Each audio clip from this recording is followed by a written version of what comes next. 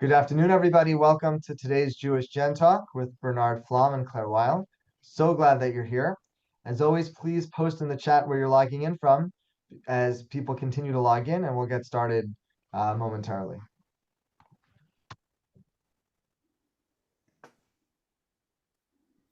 Good afternoon, everybody. People are still logging in. Welcome to today's talk. While we're waiting, please post in the chat where you're registered and where you're logging in from, and we'll get started soon. And we have Anita Dansker, who posted in the chat. She is from Indianapolis. Barry Finkel, a regular attendee of the Jewish Gen Talks from Chicago. Sarah Weil, thank you for being with us in Jerusalem. We have Susan in San Jose, California, and Laura Conviser in London. Stuart Sclair in Manchester, United Kingdom. Sarah Schwartz in Minneapolis. Evelyn Senior in Redondo Beach. Paul Skop is in France, and Deborah Netzer is in Jerusalem. Larry Bassist in Utah. Bob Arnold from Markham, Ontario. Javier Gordon in Tel Aviv. Jeff Siegel in London. Joel Hayflick in Palo Alto. Maria in Buenos Aires. Heidi Arbach Farkash. Jewish Gen number 1103 from San Diego. Welcome. So glad you're with us. We have Abraham in Mavo Haron in Israel, and we have Ronit from the Netherlands. We have people in England. Jonathan Kirsch is in Beit Shemesh in Israel. Victoria Fish and Jeremy Frankel in Tennessee. Welcome. Okay, and Monique in Greater Boston, and Candy Zala in Toronto. And Sarah Kimball says hello to Bernard Flom from Chicago.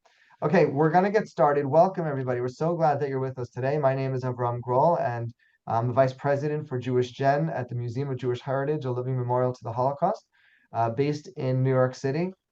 If you have never attended one of these talks before, then you've never heard me describe where the museum is. If you imagine Manhattan and you imagine where the Statue of Liberty is, the museum is located right across the water. It's in a wonderful space, and if you are in the New York area, I invite and encourage all of you to attend the museum and our important exhibitions and to visit our genealogy center here.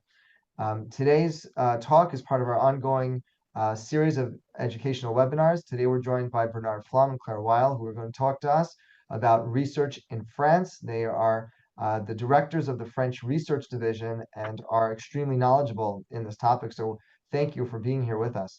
A couple of housekeeping notes. Bernard and Claire will take questions following the program. We'll go about 50 minutes, and then we'll spend about 10 minutes or so on on questions. Please post your questions in the Q&A section, not the chat. It will be very difficult for us to look through the chat for the questions, so please post them in the Q&A. The session is being recorded, and we will try to get that out by the end of the week, so you're obviously always welcome to take notes, but it will be recorded so that you can listen to it afterwards. I'm going to turn on the captions, and with that, I will pass it over to Bernard to get us started. Bernard, I'm going to keep my video off, but I will be here in the background if you need anything. Okay, thank you. So thank you, Abraham. First of all, Claire and I, we greet you from France, from almost Paris, and we are very pleased to be with you this evening. So, as you have understood, we are the new direction of the French Research Division of JewishGen. And in this position, first we want to pay tribute to the founders of the JewishGen Research French Division, Rosanne Lisson and Pierre-Anne, who passed away last year. Both have done a tremendous amount of work. And to continue the work, Avram Grohl and JewishGen management have accepted our proposal to switch to French genealogists who are considered as kind of experts in France. So Claire is a French and Romanian Ashkenazi Jewish lady. She's retired. She was a professor of chaire supérieure, which is for after the baccalaureate, and teaches Spanish literature. She speaks Spanish, Italian, English, and I studied Hebrew. and she has been involved in genealogy for more than 30 years with a special interest in Alsace, in the east of France. But she has also great interest in the Sephardic Jews. She has a very good knowledge of the Conversos, and she studied Judaismo and Ladino. By her own experience, she is a board member of the Cercle de Généalogie Juive, and she's in charge of the Alsace and Lorraine group. This association in France is the first Jewish genealogical association with more than 700 members and a huge collection of information. And she agreed to work with Abraham and me for the direction of the French Research Division of Division. For myself, you have read my biography. I have nothing to add. I manage the weekly genealogy workshop of the Medem Center Arbutering, which is for you, most of you, the workers' circle in America and elsewhere. So in this JewishGen research division, we will extending our expertise to include after a while and with a new website, Belgium, Switzerland and Luxembourg, and of course from North Africa, Algeria, which has been a French department, and Tunisia and Morocco, which have been French protectorate. We could also assist you with French language archives.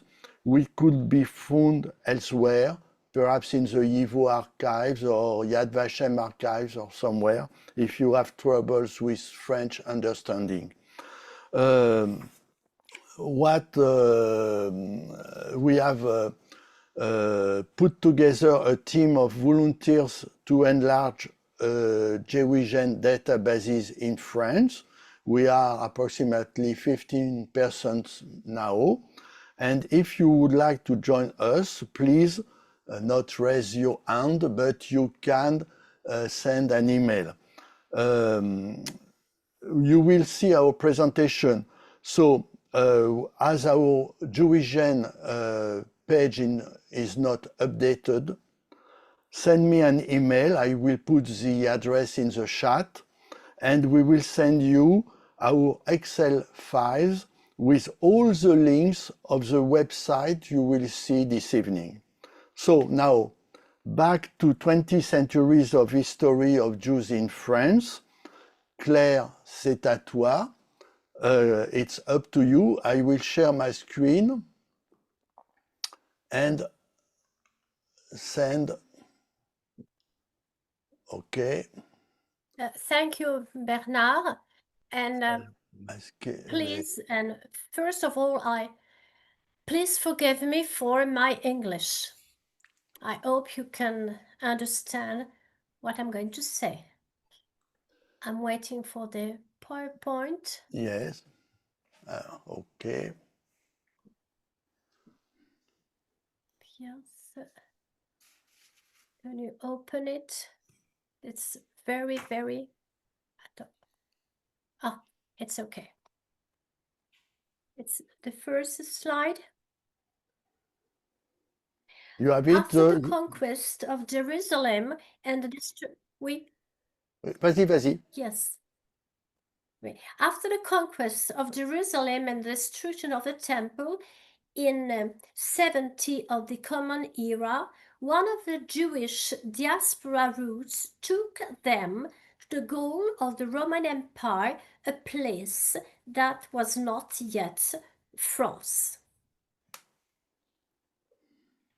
In the empire conquered by the Franks coming from the east, the purple arrows, you see them, show the movement of the Jew towards the Rhine Valley, where Emperor Charlemagne established his capital. Ashkenazi Judaism was born here.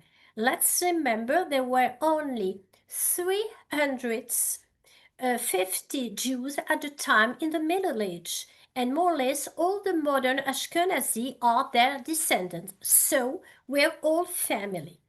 Rashi, oh, No, it's okay. Rashi, It's okay.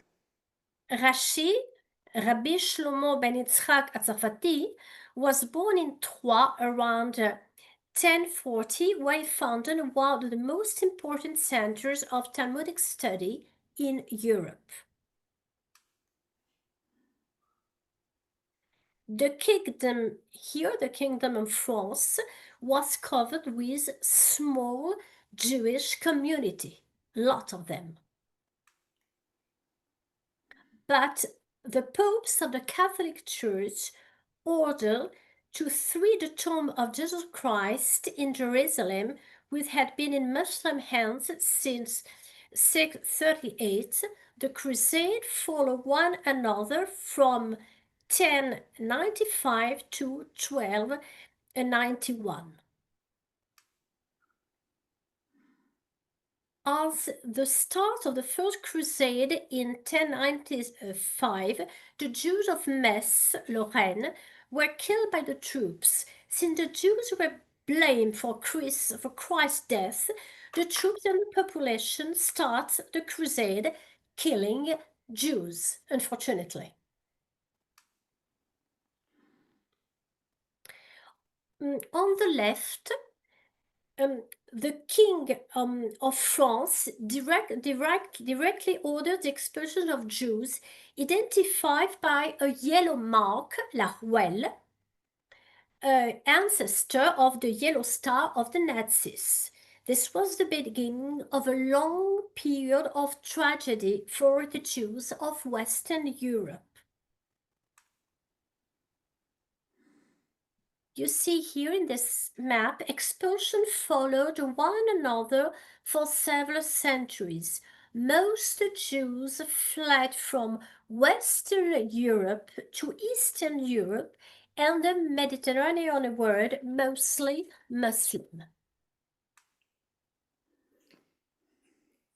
And this map clearly shows the continuing migration of Ashkenazi communities to Eastern Europe in what will become Yiddishland.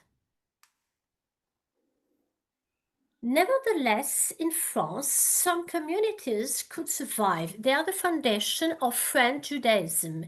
In Alsace-Lorraine, there were about 20,000 Jewish people before the French Revolution in 1789. In Provence, Jews live in small towns under authority of the Pope. In many towns, in many villages, today street signs preserve the memory of this old community. Despite the disappearance of community register, because there was no longer any community, the Matzevot remained in a lot of Alsace and Lorraine cemeteries. From beginning of the 20th century, the preserved names are patiently collected and now put online by many associations. In particular, there's a very good one, Judaïsme d'Alsace et de Lorraine. You have to click and you find. The oldest one are in Rosenwiller, in Ancêtre Généalogie, made several books about them. And the Serge Généalogie published this book with a page for each Batzeva, providing a picture, inscription in Hebrew, sometimes very difficult to read, translation in French, and additional work, the genealogy of the deceased. I read, for instance, for you the beginning of the first three lines. You have Aish, second line, the name Herzl, third line, Obernheim, which was the older name for Obernai. And it's a very, very good book. For the same period, community documents start to be preserved in Departemental Archive. Here, those of Vaucluse for the Pope's town of Avignon and Carpentras.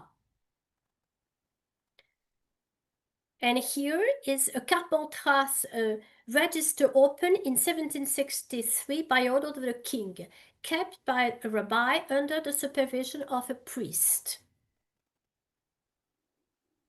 And here page from 1765 death register of Cavaillon, noted a double inscription, both in French, left side, and Hebrew, right side. The wedding contracts, ketubot, in the 18th century were kept by the notaries and then in the archive. You find this essential book abstract of 5,000 ketubot of Alsace, done by Frankel and published in Strasbourg. And the Sœurs généalogie juive published something similar for the Moselle. And here you have an example of the book of the ketubot here, and you have all the detail. You have the name of the person. Feu Mordechai means late father. Then you have Elpai, the mother, the widow Ella, daughter of Avram, with the help of his brother, who was the son of Kossel. So with this abstract, you have rather all the family in according with 3 generations. Very, very useful.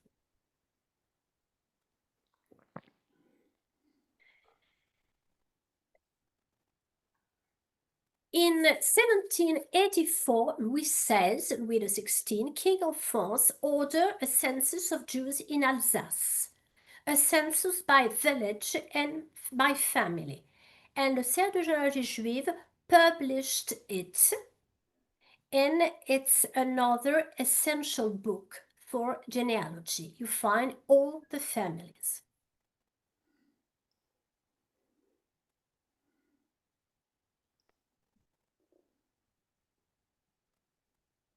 And in 2 years before, 2 years later, King Louis XVI grants vital records to Protestant and Jews living in the kingdom. And 5 years later, registered started to be filled, as they said, before the revolution. Jews are also called Israelites in France. The French Revolution began on July 4th, 1789, with the storming of the Bastille jail. This day marks the birth of a nation.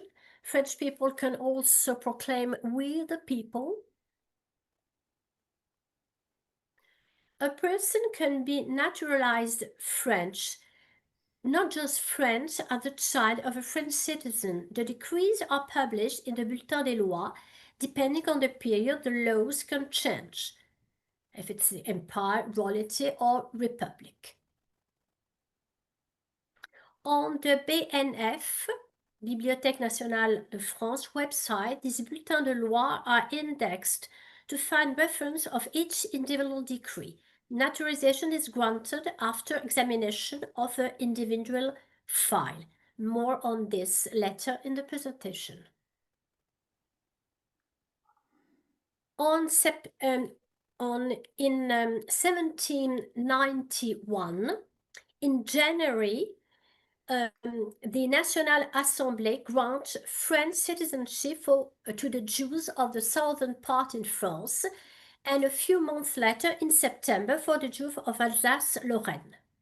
Now listen to this sentence, which is the very foundation of French secularism, laïcité, a concept so complex to understand in the United States. This is the sentence. We must refuse to the Jews everything as a community and grant them everything as individuals. So religion must stay a private matter in France. We are all just French. The Republic creates the administrative structure that governs us until today. The national archives are created for the State's archive. France Archive is a new portal indexing all different official archives to find the location and the reference of files. France is divided with 95 départements, like states, in metropolitan France and 5 overseas. Each département keeps an own administrative archive online. Vital records, état civil, birth, marriage, death, and many other resources, census, military booklets, school, cemeteries, etc. The city of Paris is a department by itself. And here it's you see état civil, birth, marriage, death. Then genealogical resources and archives fiscales are record tax. And in Lyon, you can find archives about the resistance, about the roundup of the Jews. Every department has its peculiarity. But when you are doing French genealogy, you have to deal with two challenges. First challenge, as the register used the French Republican calendar created by the French Revolution. Everyone in France from 1792 until September 1806. You know, the year change, the name of the month, and also the day. Here you have the example. You say you have germinal, floreal, prairial instead of April, May, June. And it's very funny or full of poetry if you see the days. You have in yellow jonquille, daffodil instead maybe of Thursday. Then you have rossignol, nightingale, and a day, for instance, is canard. Canard is a duck. Quite funny, isn't it? An additional challenge is when the registers are in German. In some villages for Bas-Rhin, in 1792 until 1809, and also during German occupation from 1871 until the end of World War I. And here you have an example of German handwriting, the Deutsche Kurenschrift.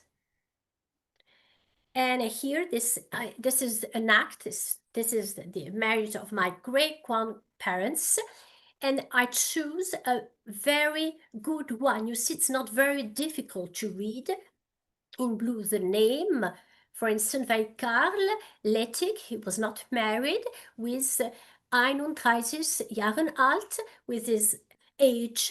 This is quite easy, but some are really very, very difficult to read.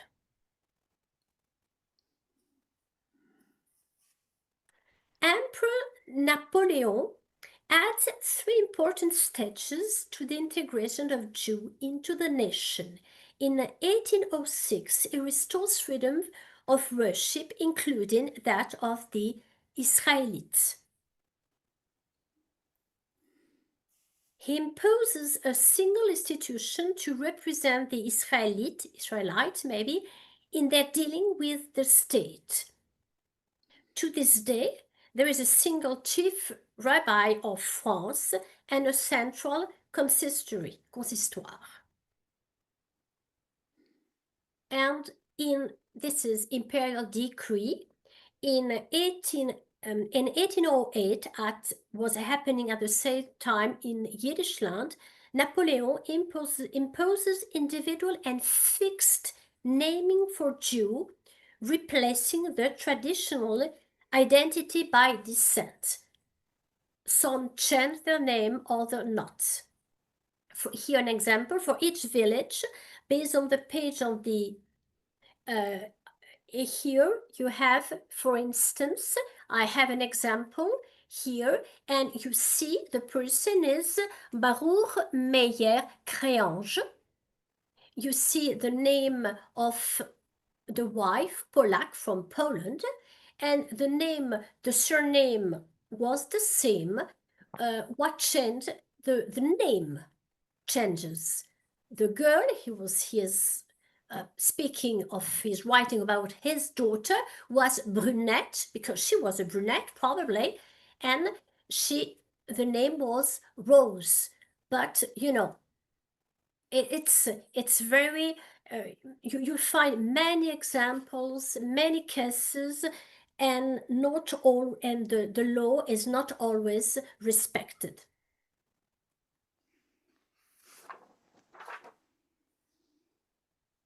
Here are pictures of some of the many books available, and PDF also printed, by the Cercle de Généalogie Juive. Here, for instance, indexing of Napoleon. Here, Strasbourg, Metz, and other places.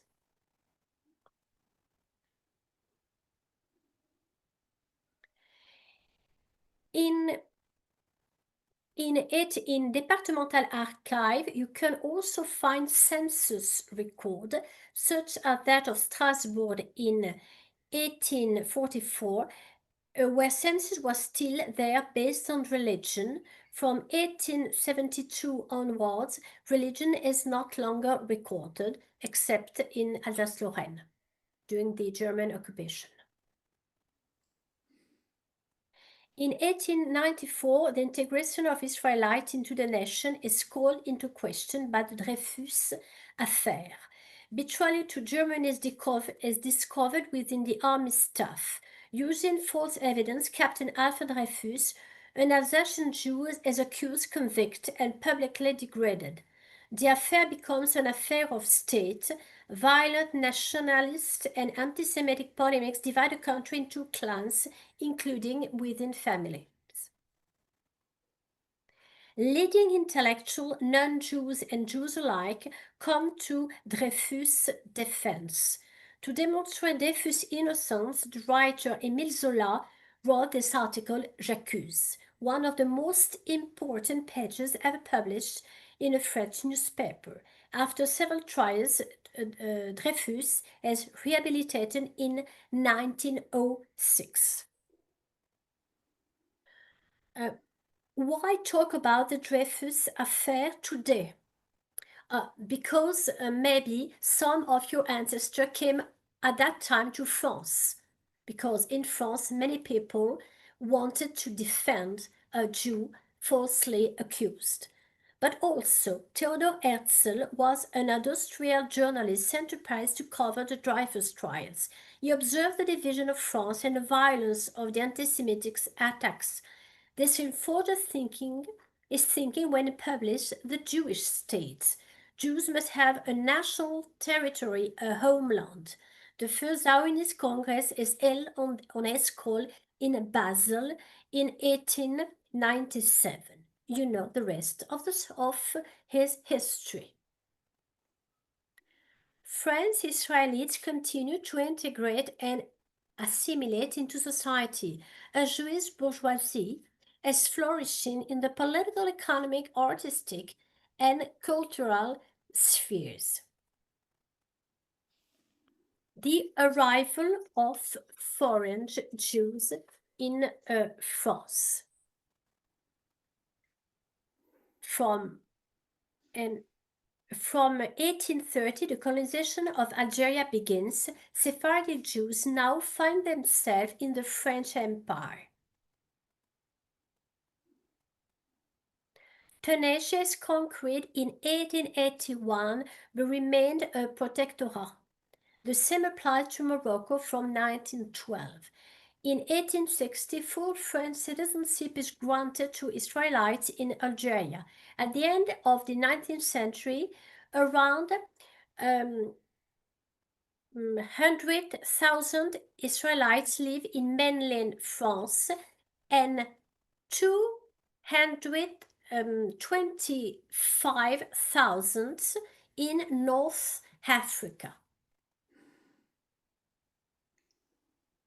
The Archive of ANOM, Archives nationales d'outre-mer, website indexes the vital records of former French départements and protectorats. Le Cercle de généalogie juive offers many resources from or about Algeria, Tunisia, Morocco, Ottoman Empire, Eastern Europe, and other countries where had been living the ancestry of the Jews of France. Thank you, Claire. I will go on. So, for the foreign Jews from Eastern Europe, this map shows the distribution of Jewish communities worldwide around 1881, a pivotal date for Jewish diasporas. In March 1881, Tsar Alexander II is assassinated. He had made a rather liberal policy for a Tsar. His son, Alexander III, becomes the new Tsar. He is totally anti-Semitic. Alexander III decrees the expulsion of Jews from Imperial Russia. They had to gather in the residence zone, where they were subjected to state and population anti-Semitism, with pogroms, bullying, economic and cultural restriction. The Tsar does not change his policy despite exhortation from Western leaders. So, once again, Jews must leave, must go into exile. Du sollst nicht vergessen zu schicken a Briefele zu dein jiddische Mami. Don't forget to write a letter to your Yiddish Mami. America is the first choice for over 2 million Jews, and a lot of you in America are from this immigration. France is a destination of over 100,000 Jews until 1914. The arrival of these poor Jews in Paris is not looked upon favorably by the Jewish bourgeoisie. They don't want to be confused with them and have only one wish: to help them leave to another country as quickly as possible. It's the Belle Époque, a period of social, economic, and technological progress. Nevertheless, the state regulates the stay of foreigners and protects French workers from greeners who accept poverty wages. The Belle Époque comes to a dramatic end on August 2nd, 1914, with the outbreak of World War I. The soldiers' military records are kept on the Mémoire des Hommes website of the Historical Service of the Ministry of Defense. And you have here an example of a page and the transcription of all the details concerning this man. France never recovered from the human losses of what we call the Great War. 1.5 million dead and missing, 3.4 million seriously wounded. The Jews of France paid the price of blood like all the other French people. After victory in 1918, the Treaty of Versailles carves up the Central Empires responsible for the war on the left. You had in blue the German and Prussian Empire, in green Russia, and in orange Austrian-Hungarian Empire. And they are split, and on the right map you can see the map of the Europe almost as you know it today. Poland has regained its independence, but between 1919 and 1921 the war against the new Soviet Union drives into a strong economic crisis that will continue into the Great Depression of the 30s. For their part, the USA closed their doors to Jews with the Immigration Act of 1924 and 1926. And as you see, in blue, the number of visas for Jews plummets to almost nothing.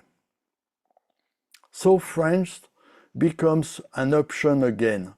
Here a drawing by Marc Chagall for the cultural magazine Kaliastra, published in 1922 in Warsaw and Paris.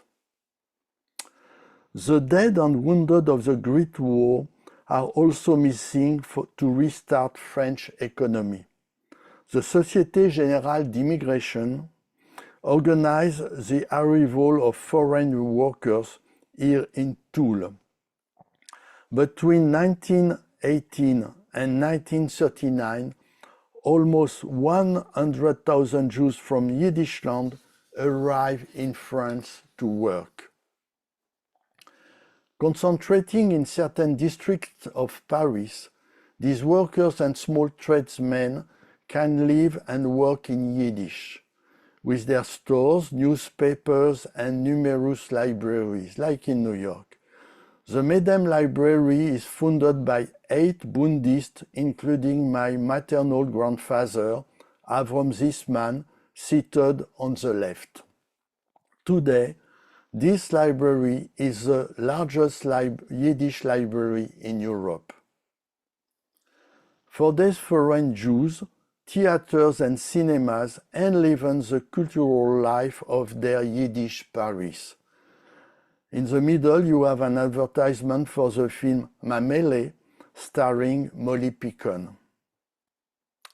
There is also a Judeo-Spanish Paris, with the arrival of Sephardic Jews expelled from Turkey and Greece by the fall of the Ottoman Empire in 1918. Leben in Roseve, in Yiddish, La vie en rose, for these young immigrants, couples unite in Paris for better and for worse. They work hard, their living conditions improve, the first children are born, it's my parents' generation. The naturalization law of 1927 makes easier the condition for becoming French citizen. For children born with foreign parents, a simple declaration is made to the nearest judge. Here is a declaration for my mother, born in 1930, and her own French passport. Foreign adults need documents for both work and identity purposes. They are easily obtained from the police. Then, a foreign worker's identity card is created. That is the identity card of my great-uncle Léon Agide. In France, a police force comparable to the FBI keeps files on people involved in political and trade union activities. There are about 600,000 files in the archives. It's very interesting for tracing the life of the activists like the Bundists, Dr. August on the left and Dr. Eli Swiransky on the right. From the 1930s onwards, individual naturalization decrees are published in the Journal officiel de la République. You have the first page on left. These decrees are indexed individually on the Bibliothèque nationale de France website until 1954, due to, in France, the 70-year confidentiality limit. With reference to the decree, we can have a copy of the application file for naturalization, often 30 to 40 pages, which provide an enormous amount of information, starting with the identity of parents and siblings in old or foreign countries. But in the election of early 1933, Adolf Hitler becomes Chancellor and immediately began his anti-Semitic policies. German and then Austrian Jews tried to leave the country, but the European democracies are not ready to confront Hitler on the fate of the Jews. Borders are closed. The United States are not better. Remember the tragic voyage of the St. Louis ship from Germany to America and back. In 1939, more than 10 million Jews live in Europe. In France, there are just about 300,000 Jews. 700,000 are the descendants of the Israelites. 700,000 Jews who had arrived after 1881, they are mostly naturalized, and 100,000 Jews who arrived after 1918, they are still mostly foreigners. Poland is invaded on September 1st. The very next day, France and Great Britain enter the war on its side, but are not prepared to die for Gdansk. They do not engage in a front in the west against the German army, something the Poles still criticize us for today. The funny war, la drôle de guerre, begins. To fight Nazism, tens of thousands of foreigners, Spanish Republican refugees, German and Austrian Jews, Poles, non-Jews and Jews, enlist in the French army, and you have their file in the website of the Defense Archives. Nearly 20,000 foreign Jews join the Légion étrangère. As said, even German and Austrian Jews, like my Galicianer grandfather Lazar Flamm, his picture in the middle, could enlist and go to the Legion. On May 10, 1940, Hitler launches the Blitzkrieg offensive in Belgium and the Netherlands. The civilian population of these countries and those from north and east of France flee to the south of France in the face of the enemy. This is the Exodus. The fighting comes to an armistice, with France divided in two, a German-occupied northern zone and an unoccupied southern zone officially administered by Maréchal Pétain government. From June 15, 1940, the day after the Germans entered Paris, non-communist Jewish organization forms the Comité AMLO, an underground network to provide care and protection, and then later salvation to Jewish families. For reasons too long to explain today, the Comité AMLO archives were deposited at the YIVO in New York after the war, where I could evaluate them in 2022. Thousands of documents, including hundreds of individual pages, tracking assistance to families and their children. These archives are microfilmed, you can see, but neither accessible online nor indexed.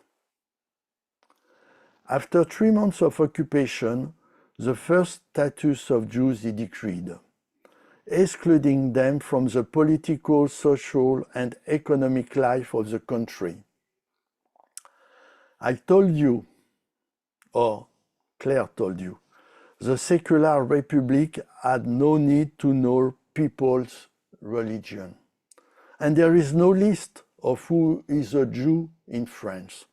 So, by this law, Jews must themselves go and register to the French nearest authority. Then Jewish files are established and will be used when the time comes for the roundup. And here you have some of the papers in these files. A Jew stamp is affixed on identity cards.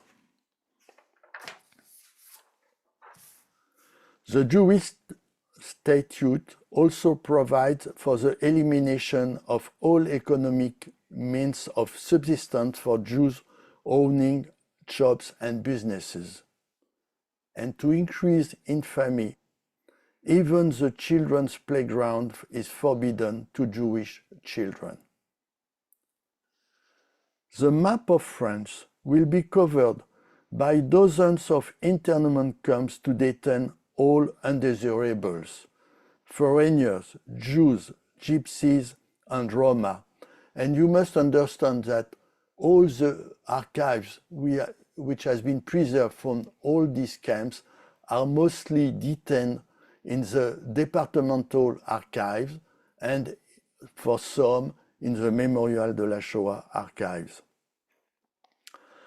On May 14, 1941, in Paris and the suburbs, the first roundup of Jews is organized by Nazis and French officials, all shown in this photo on the left. You see on both sides of the table the French official and the Theodor Dannecker, the Nazi in charge of Jewish policy in Paris.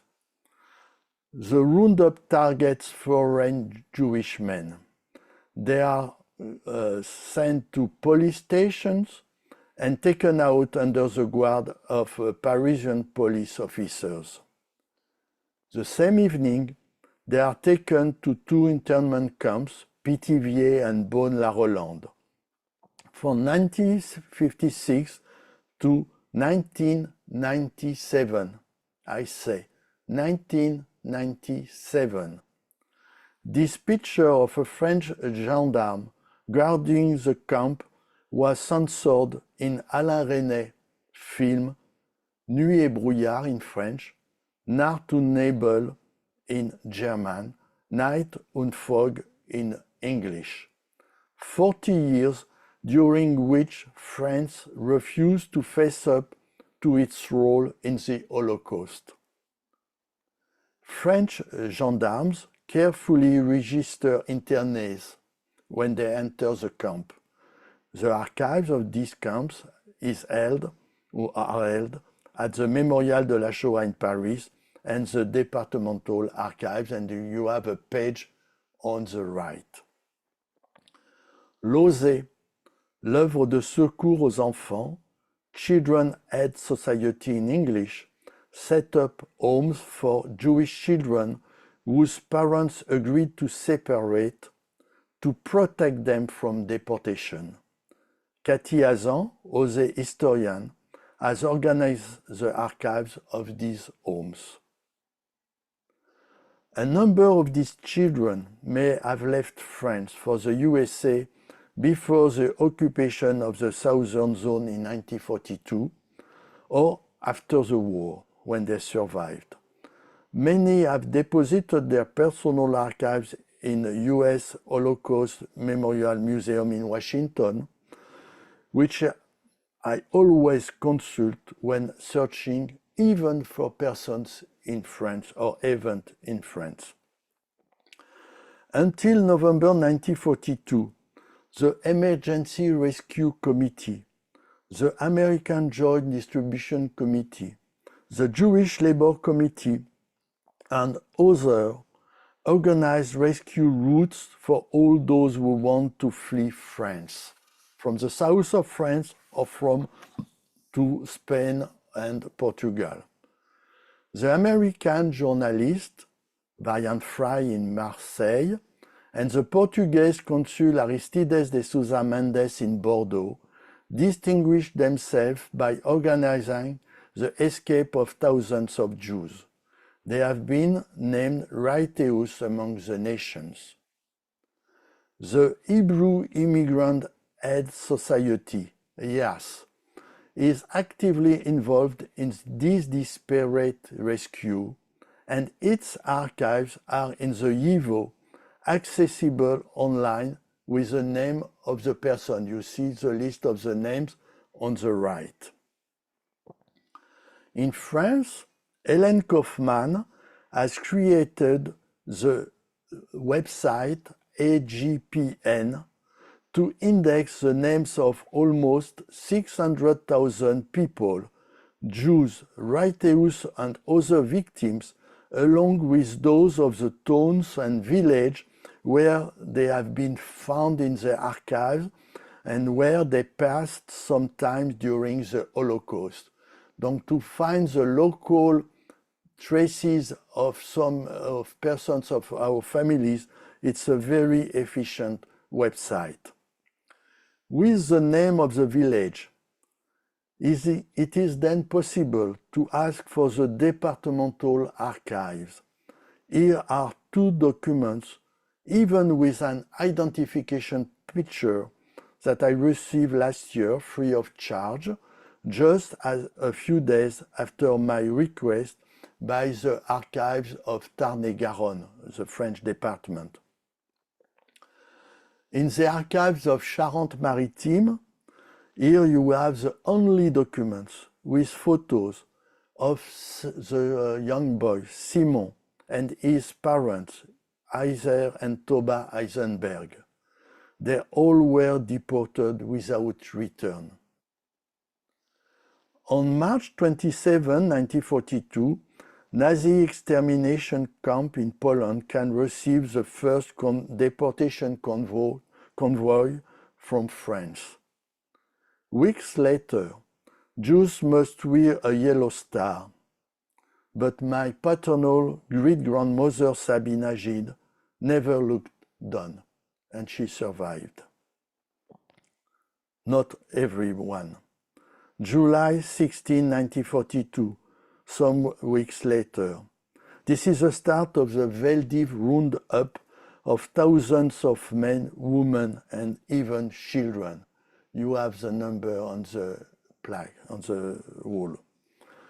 It was not until July 16, 1995, that President Jacques Chirac finally declared, France, on that day, accomplished the irreparable. Jews tried to flee to the southern zone and to Switzerland. Through the demarcation line, you have the black line in the middle of France. Particularly to the Geneva region, which is not too mountainous. I refer you for this question to my JewishGen webinar I did in March, which was called Clandestine Border Crossings to Switzerland. Evelyn Zisman, my mother, is 13 years old when she crosses the barbed wire with a group of 5 children from the Bund. 40 years later, she draws only one drawing from memory in her book, and this is a network of wires along the border. Without any mistake, I found this picture on a Swiss photo, and you can see it was exactly she has in her memory. Swiss archives contain more than 9,000 files of Jews passed over from France. All archivists in France are very cooperative, and I could copy files of 200 people linked to the Bund, but of course you can find for your families. Files of armored Jewish resistance fighters can be found among 600,000 resistance files held by the Service Historique de la Défense, always the same archives.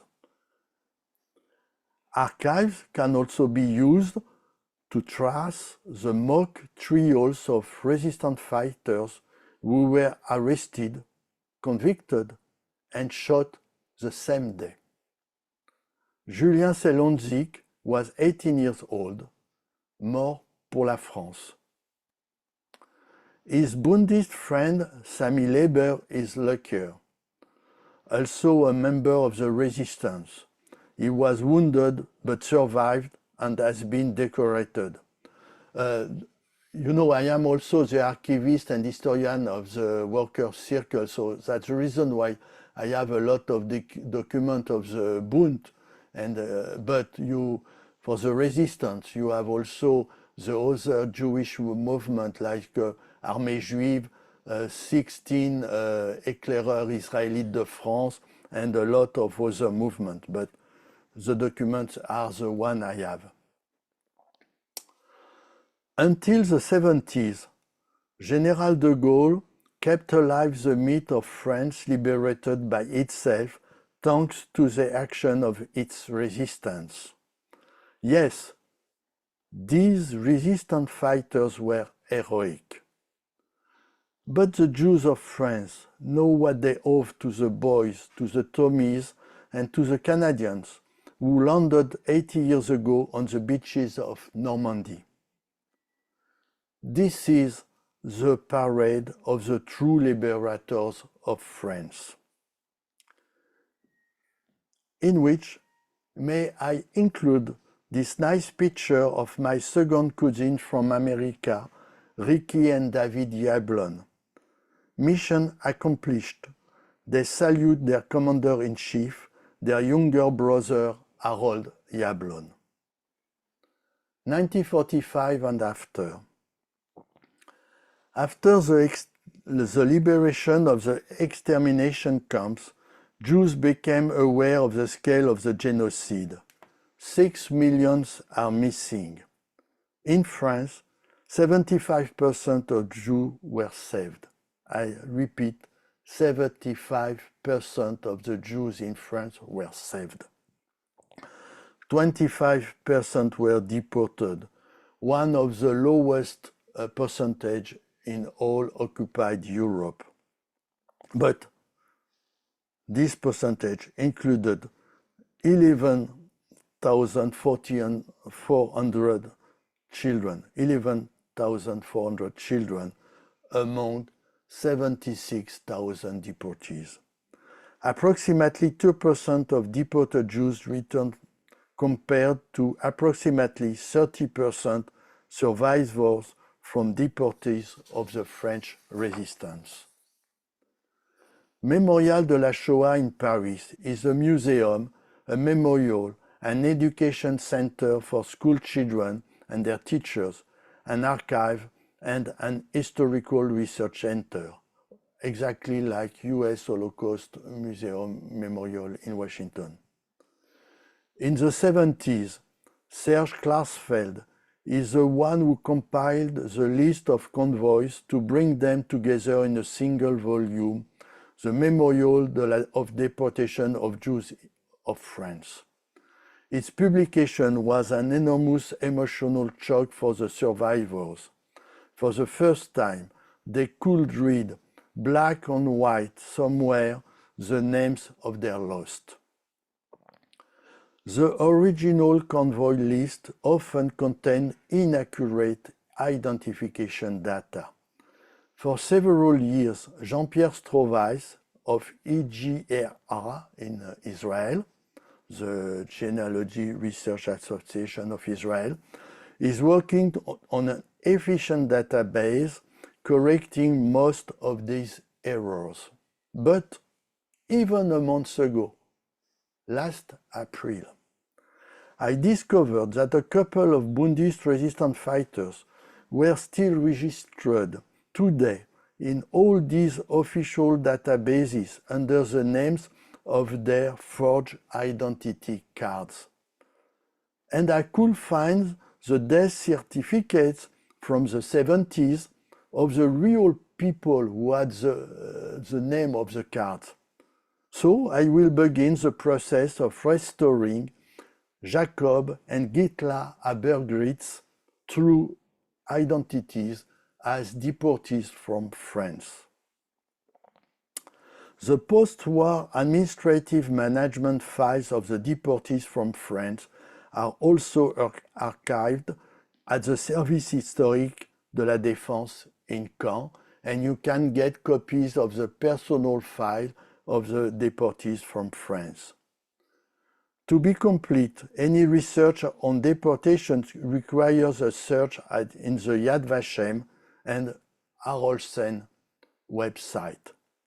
And of course, we are there today, a search in JewishGen Holocaust databases.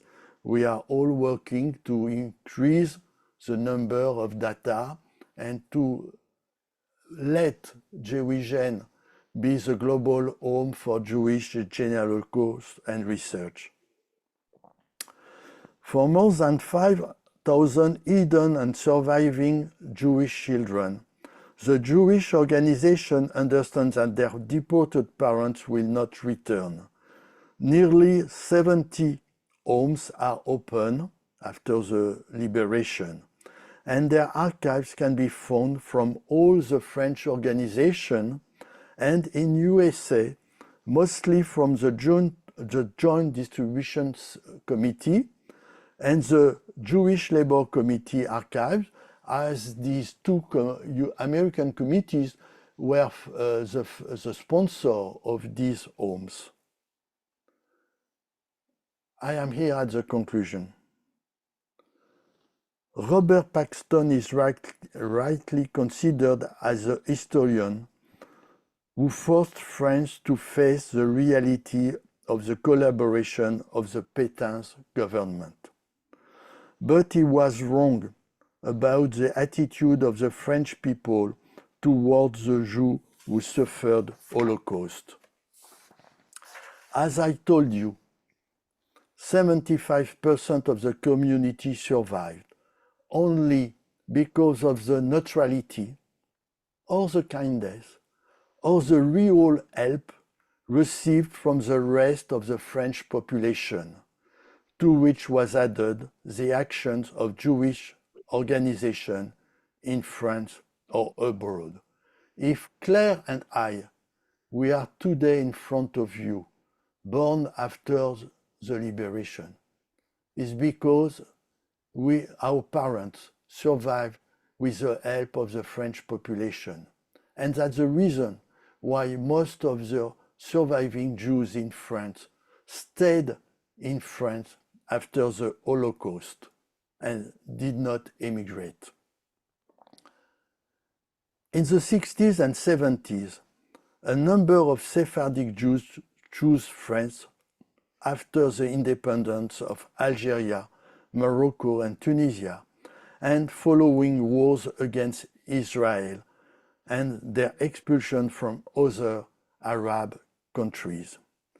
These Sephardic Jews have revived French Jewish community, which, with today perhaps 600,000 people, I say perhaps as we have no list, it's still 1% of the French population. It's the third largest Jewish community in the world after Israel and the USA.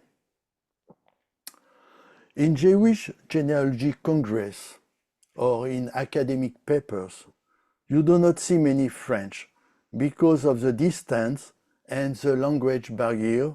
You hear what I mean today with my accent. I hope to have proved to you that France, its institution with their open archives, non-Jewish and Jewish, as well as historians, non-Jewish and Jewish, fully fulfilled their duty of historical truth and duty of memory. And here on the slide you have a commemoration we made for Esther Richter dit Ika, which was the most important Bundist resistant in Paris, and she died in a camp in France in 1943. And you see that this commemoration has been made with Mary of Paris, Anne Hidalgo, and of course I was one of the speakers to tell the story of Ika. But, again for 20 years, Jews have been murdered in France because they are Jews. Since October 7th, as in other Western countries, including, of course, USA and Western Europe, anti-Semitic acts have exploded. Anti-Semitism in France is a crime, condemned by law, but the manifestation of politics, as you see last year in France with a lot of former French presidents of the Republic, even these manifestations are a poor bulwark against anti-Semitism.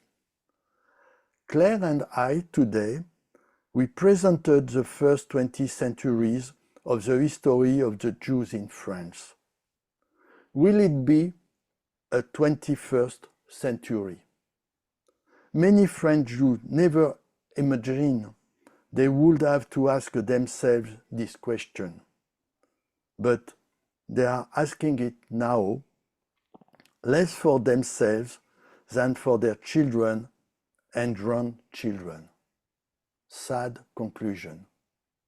Claire and I, we thank you for your attention. Thank you very much.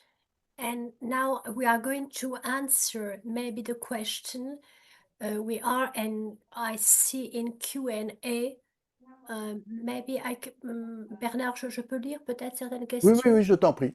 Yes, I see many questions. For instance, Daphna Sage. Claire and Bernard, just one thing. Thank you so much. This was amazing. We are running a little over time, so I think we're going to only do about 5 minutes of questions. So maybe see the ones that would be most relevant. And then if you feel comfortable, we could give people your email address for follow-up. Yes, I think that's what exactly I was going to say. Okay. I see many questions. I can easily answer. Please email us. Where can Oui. perhaps Can you put please, Bernard, my email too?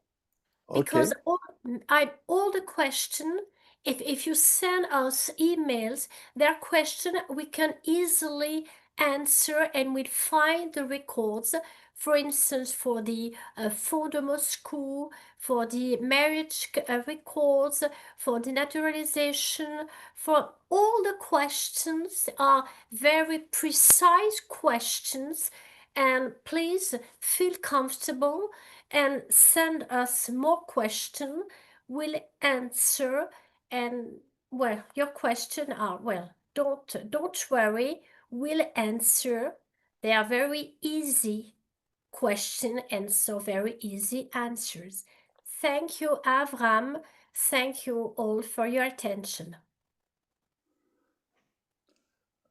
Okay. As I told you, I have put my email and Claire email address in the chat, so you can use these addresses to send your question. And when you send your email, we will, I reply to really, we will send you an Excel file with the links in French and English with all the websites we use this evening for the presentation. Okay? I use, from now I have to come, Claire and Bernard, how many years? Use a question, how many years will it take for naturalization for somebody, for a Jew in 1929, 1930? they were asked to be for 3 years in France and to work. And after 3 or 4, if they were living for 3 years or more in France, they could be easily naturalized. And it was very quick when they had children who were born in France and who so were already French. But usually it was an average of 5 years to become French with the naturalization law of 1927. Alors, thank you. Is there a way when he was in Paris? Somebody who was only in transit in France for a few months or some years in 1912, I guess it would be very difficult to find some traces from him. But, you know, we are all genealogists. I mean that we start always a search and we see what we find. We cannot always be sure of the result. There could be, but the surname distinct spelling with a lot concern to him for me. Naturalization and alien are decentralized. For the naturalization records, I report to, from G.A. Skynon from New Zealand, for Jeff from New Zealand. Naturalization record, yes, as I show you, there is a website of the Bibliothèque Nationale de France, and you just have to enter the name of the persons, and you see if you have a decree of naturalization for this person. I must say that we always use the family finder of JewishGen, because when you have a Yiddish name from Yiddish land, you are not sure how it will be written in French. So by using the JewishGen function of family finder, we see all the ways of writing the same name in Yiddish, and we try the various names in the French index of naturalization. So we can find the person, and always we search or see not only one person, but also the collaterals. I mean, the uncle, the aunt, the sister, and all the person of the family. Okay? Do you have a record when he wrote Sefer? For Ruth, about he wrote a Sefer Hashem in Avraham ben Ezra in Béziers. That's a true question for Claire. She will, voilà. After, because we are late. After, of course. To search, yes, for Andrew Blumberg, I was told that my great-grandparents were married in Brienne in France around 1880. Yes, if they were married in France, I'm sure that we can find a record of their marriage. That's why now we can, I think we can stop. If they need, they email us and we'll answer. I think that's yes, quitté pour Mont-Saint-Marin. Ils sont, puis-je trouver des copies de leur permis de travail? Sarah, please send back your full email, your full message, which is very long, by email to me, and we will check what is possible to find. From Lublin in 20, my mother in Paris, but where I can find a birth record. If your mother was born in Paris in 1922, you can find her birth record in the archives of the Vital Records of Paris. The only difficulty is that these archives are not indexed, and you must search in the 20 district of Paris, but it's quite quick to find a birth record in Paris. And also for the citizenship, as I told you, on the website of the Bibliothèque Nationale de France. Oui, Claire? Yes, and I think we have to stop, but even Stern say, Archives départementales, they are restricted to researchers living in France. That's not true. So please ask your question again by sending us emails, and we'll give you not only the link, but we can find the record you are looking for. Okay. Just don't worry. Thank you. Thank you so much. Thank you, Bernard. Thank you, Claire. Everyone who's here, thank you so much for joining us. And we have a very large contingent who stayed, even though we've gone a little bit over time.